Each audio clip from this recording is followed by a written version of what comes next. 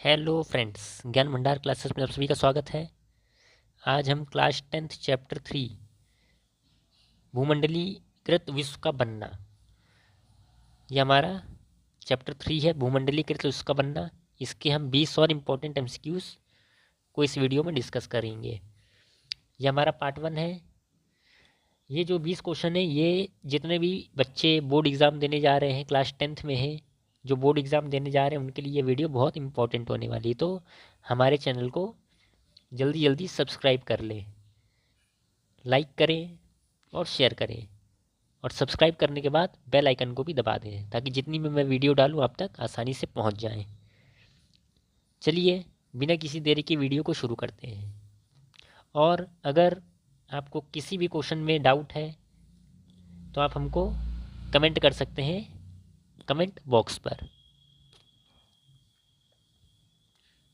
चलिए question number 1 है। Question number 1 है, भूमंडलीकरण का अर्थ क्या है? भूमंडलीकरण का अर्थ क्या है? ऑप्शन है आपके, विश्व का एक दूसरे से आर्थिक, सामाजिक और सांस्कृतिक रूप से जुड़ना। ऑप्शन बी औद्योगिक क्रांति। ऑप्शन सी उपनिवेशवाद। ऑप्शन डी साम्राज्यवाद। तो भूमंडलीकरण का क्या अर्थ है? विश्व का एक दूसरे से आर्थिक, सामाजिक और सांस्कृतिक रूप से जुड़ना क्या कहलाता है? भूमंडलीकरण। भूमंडलीकरण को एक नाम और दिया जाता है वैश्वीकरण, तो इसको भी आप नोट कर लेना। क्या कहते हैं? वैश्वीकरण भी कहते हैं। चलिए क्वेश्चन नंबर 2 देखते हैं। क्वेश्चन नंबर 2 है, सिल्क रूट मुख्यतः किस वस्तु के लिए प्रसिद्ध था? सिल्क रूट से कौन सी वस्तु आयात या निर्यात की जाती थी? कपास, रेशम, सोना, नमक। तो किस वस्तु के लिए प्रसिद्ध था सिल्क रूट? रेशम के लिए प्रसिद्ध था। चलिए क्वेश्चन नंबर 3 देखते हैं। क्वेश्चन नंबर 3 है, सिल्क रूट किन महाद्वीपों को जोड़ता था? ये इंपॉर्टेंट क्वेश्चन, ये पूछा गया है। सिल्क रूट किन महाद्वीपों को जोड़ता था? एशिया और यूरोप को, एशिया और अफ्रीका को, यूरोप और अमेरिका को, अफ्रीका और ऑस्ट्रेलिया को। तो सिल्क रूट किन महाद्वीपों को जोड़ता था? एशिया और यूरोप को जोड़ता था। ऑप्शन ए करेक्ट है, ये आप नोट कर लेना। क्वेश्चन नंबर 4 है। क्वेश्चन नंबर 4 है, 19वीं सदी में सबसे अधिक प्रवासी कहाँ गए थे? 19वीं सदी में सबसे अधिक जो प्रवासी थे वो कहाँ गए थे आपको बताना है। यूरोप में, अफ्रीका में, अमेरिका और ऑस्ट्रेलिया में, एशिया में। तो कहाँ गए थे? अमेरिका और ऑस्ट्रेलिया में गए थे, ये आप नोट कर लेना। चलिए क्वेश्चन नंबर 5 है। क्वेश्चन नंबर 5 देखते हैं। नेक्स्ट क्वेश्चन, क्वेश्चन नंबर 5 है, अमेरिका में आलू, टमाटर, मक्का जैसी फसलें कहाँ से आई थी? ये इंपॉर्टेंट क्वेश्चन है, पूछा गया एग्जाम में, आप इसको स्टार मार करके इंपॉर्टेंट लगा लेना। अमेरिका में आलू, टमाटर और मक्का जैसी फसलें कहाँ से आई थी? यूरोप से आई थी, एशिया से आई थी, अमेरिका से आई थी, अफ्रीका से आई थी। तो कहाँ से आई थी? अमेरिका से आई थी। कहाँ से आई थी? अमेरिका से आलू, टमाटर और मक्का जैसी फसलें आई थी। चलिए क्वेश्चन नंबर 6 देखते हैं। क्वेश्चन नंबर 6 है, महामंदी, ग्रेट डिप्रेशन कब हुई थी? महामंदी कब हुई थी ये आपको बताना है। किस दशक में हुई थी? 1920 के दशक में, 1930 के दशक में, 1910 के दशक में, 1940 के दशक में। तो कब हुई थी? ऑप्शन बी, 1930 के दशक में आपकी जो महामंदी थी ये हुई थी। ये आप नोट कर लेना, पूछा गया एग्जाम में। चलिए क्वेश्चन नंबर 7 है। क्वेश्चन नंबर 7 देखते हैं। क्वेश्चन नंबर 7 है, महामंदी के दौरान किस क्षेत्र पर सबसे अधिक प्रभाव पड़ा? महामंदी जब हुई थी तो कौन सा क्षेत्र जो था वो सबसे अधिक प्रभावित था? यूरोप था, एशिया था, अमेरिका था, या कृषि क्षेत्र था? तो कौन सा क्षेत्र सबसे अधिक प्रभावित था? कृषि क्षेत्र सबसे अधिक प्रभावित था, तो ये आप नोट कर लेना। चलिए क्वेश्चन नंबर 8 देखते हैं। क्वेश्चन नंबर 8 है, उपनिवेशवाद, कोलोनियलिज्म का मुख्य उद्देश्य क्या था? उपनिवेशवाद का मुख्य उद्देश्य क्या था? ये भी पूछा गया एग्जाम में, आप इसको स्टार मार करके इंपॉर्टेंट लगा लेना। देखिए जितने भी एग्ज़ाम बोर्ड एग्ज़ाम में बच्चे बैठने वाले हैं या देने जाने वाले हैं बोर्ड एग्ज़ाम, उनके लिए बहुत इंपॉर्टेंट वीडियो है ये। तो आप हमारे चैनल को जल्दी जल्दी सब्सक्राइब कर लें, और ऐसी ही वीडियो आगे भी आती रहेंगी क्लास 10th की सभी सब्जेक्ट्स की। चलिए, उपनिवेशवाद का मुख्य उद्देश्य क्या था? धन प्रचार, व्यापार और संसाधनों पर नियंत्रण, शिक्षा का प्रसार, स्वतंत्रता देना। तो उपनिवेशवाद का मुख्य उद्देश्य क्या था? व्यापार और संसाधनों पर नियंत्रण था। ऑप्शन बी करेक्ट है। चलिए क्वेश्चन नंबर 9 देखते हैं। इंडेंचर सर्वेंट्स कौन थे? इंडेंचर सर्वेंट्स कौन थे? सैनिक थे, अनुबंधित मजदूर थे, व्यापारी थे, किसान थे? तो कौन थे इंडेंचर सर्वेंट्स? अनुबंधित मजदूर थे। अनुबंधित मजदूर थे।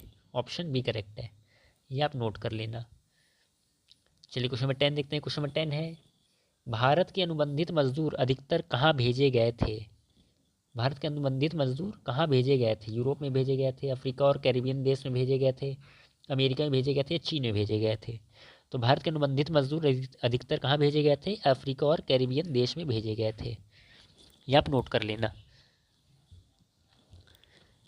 चलिए क्वेश्चन नंबर 11 है। नेक्स्ट क्वेश्चन देखते हैं। क्वेश्चन नंबर 11, औद्योगिक क्रांति की शुरुआत कहाँ हुई थी? ये भी इंपॉर्टेंट क्वेश्चन है, यही पूछा जाता है। औद्योगिक क्रांति की शुरुआत कहाँ हुई थी? जर्मनी में, ब्रिटेन में, फ्रांस में, अमेरिका में? तो औद्योगिक क्रांति की शुरुआत कहाँ हुई थी? ब्रिटेन में हुई थी। चलिए क्वेश्चन नंबर 12 है। क्वेश्चन नंबर 12 है, औद्योगिक क्रांति के बाद ब्रिटेन को क्या कहा गया? जब औद्योगिक क्रांति हुई थी उसके बाद ब्रिटेन को क्या कहा जाने लगा था? यह क्या कहा गया था? विश्व का औद्योगिक केंद्र कहा गया था, विश्व का कृषि केंद्र कहा गया था, विश्व का बैंक कहा गया था, या विश्व का औपनिवेशिक देश कहा गया था? तो क्या कहा गया था? विश्व का औद्योगिक केंद्र कहा गया था। ये आप नोट कर लेना। आप इसको स्टार मार करके इंपॉर्टेंट लगा लेना, ये पूछा गया एग्जाम में। चलिए क्वेश्चन नंबर 13 देखते हैं। क्वेश्चन नंबर 13 है, औद्योगिक क्रांति से पहले भारत क्या निर्यात करता था? ये भी इंपॉर्टेंट क्वेश्चन है। क्या निर्यात करता था? कौन सी वस्तु निर्यात करता था? मशीनें निर्यात करता था, वस्त्र निर्यात करता था, स्टील या हथियार? क्या निर्यात करता था, ये आपको बताना है। तो क्या निर्यात करता था? कपड़ा, यानी वस्त्र निर्यात करते थे वो। ऑप्शन बी वस्त्र। चलिए क्वेश्चन नंबर 14 देखते हैं। क्वेश्चन नंबर 14 है, 19वीं सदी में भारत की अर्थव्यवस्था को क्या कहा गया? ये भी इंपॉर्टेंट है। 19वीं सदी में भारत की अर्थव्यवस्था को क्या कहा गया? आत्मनिर्भर, औपनिवेशिक अर्थव्यवस्था, मिश्रित अर्थव्यवस्था, पूंजीवादी? तो 19वीं सदी में भारत की अर्थव्यवस्था को औपनिवेशिक अर्थव्यवस्था कहा गया था। ये भी आप नोट कर लेना। चलिए क्वेश्चन नंबर 15 देखते हैं। क्वेश्चन नंबर 15 है, कॉर्न लॉज क्या थे? अनाज आयात पर प्रतिबंध थे, कॉर्न लॉज। मजदूरों के अधिकार थे, औद्योगिक कर था, या भूमि सुधार था? तो क्या था? अनाज आयात पर प्रतिबंध था। अंग्रेजों ने क्या किया था? अनाज के आयात पर क्या कर दिया था? प्रतिबंध लगा दिया था, जिसको क्या कहा जाता था? कॉर्न लॉज कहा जाता था।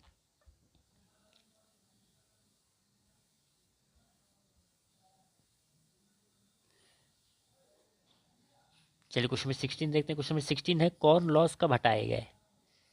कॉर्न लॉज जो लगाए थे वो कब हटाए गए थे, आपको बताना है। किस सन में? 1815 में, 1830 में, 1846 में, या 1870 में?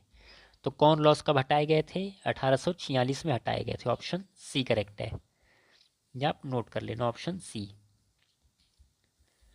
चलिए क्वेश्चन नंबर 17 देखते हैं। क्वेश्चन नंबर 17 है, कॉर्न लॉज हटाने से ब्रिटेन को क्या लाभ हुआ? क्या लाभ हुआ था कॉर्न लॉज हटाने से ब्रिटेन को?